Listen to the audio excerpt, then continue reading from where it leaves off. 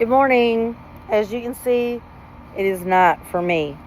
Um, it's just too pretty to go inside, though.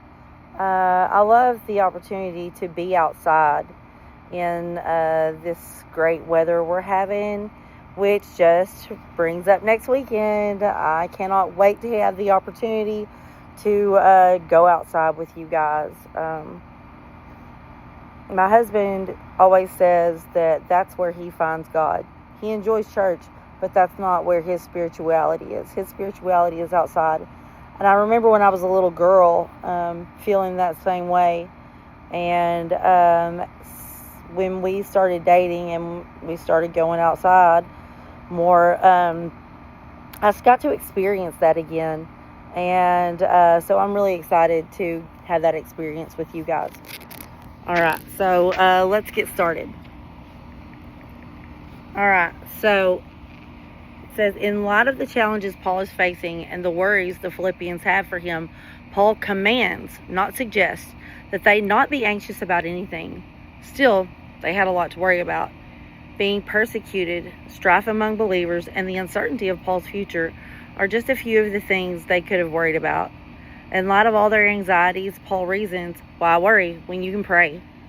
Worry accomplishes nothing, but prayer to God is taking your issues to someone who can actually do something about them.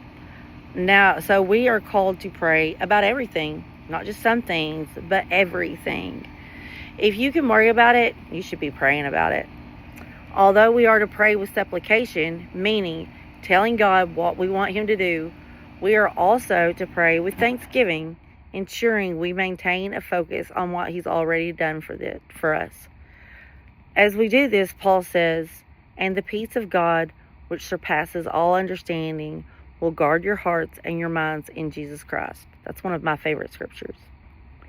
God will cover our hearts and minds. He will guide our feelings and thoughts. That was Philippians 4:7. God will cover our hearts and minds. He will guide our feelings and thoughts. Anxiety is a feeling, and as God covers our hearts, He protects us from being anxious. At the same time, He also wants to protect our minds. So Paul says, finally, brothers, whatever is true, whatever is honorable, whatever is just, whatever is pure, whatever is lovely, whatever is commendable, if there is any excellence, if there is anything worthy of praise, think about these things. Philippians 4:8. Many times we don't experience joy because we don't control our thoughts. However, our thoughts have a great influence on our feelings and lead to our actions. Paul gives a laundry list of things to think about.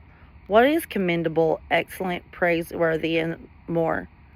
I love that he first says, think on what is true. A lot of the thoughts that we allow in our heads that lead to anxiety and prevent us from experiencing joy just aren't even true. I'm going to say that again. A lot of the thoughts that we allow in our heads that lead to anxiety and prevent us from experiencing joy just aren't true. If we think God is mad at us or He doesn't really love us, that's just not even true. These are the anxious thoughts that we need to throw away. I challenge you. Take a mental inventory of your thoughts.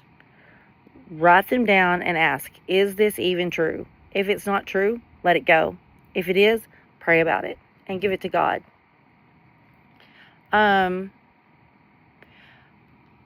There's an exercise, a thought-stopping exercise that I love. It's called Facts versus Fictions. And in it, you write down your thoughts, your intrusive thoughts, and then you decide which ones are facts and which ones are fictions. And it's really useful to me. I still do it when I catch myself having intrusive thoughts. And I really recommend that you do it too. When you find yourself overcome by worry, make your list of the things you're worrying about and ask yourself which things are real, which things are factual, not rooted in feeling, and which things are something that you've kind of made up. And you'll find that a lot of it is not factual.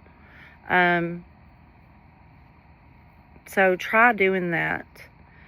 Philippians 4:6 is our scripture for tonight.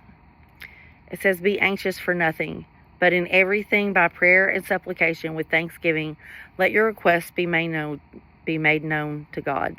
So I don't know if y'all are paying attention or if you are keeping notes, but this is the third time since we started this that this scripture has come up.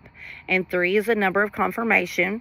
So I don't know who this is for, but this is your confirmation that whatever that thing is that is keeping you awake at night, whatever that thing is that is worrying you and holding you back, God is trying to tell you to be anxious for nothing, but in everything by prayer and supplication with thanksgiving, let your requests be made known to God.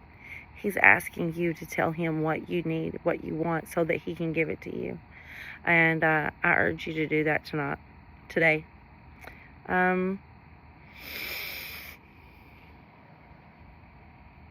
Happy morning. It's not for me. I'm about to go to bed. But I love you guys, and I'll see you later.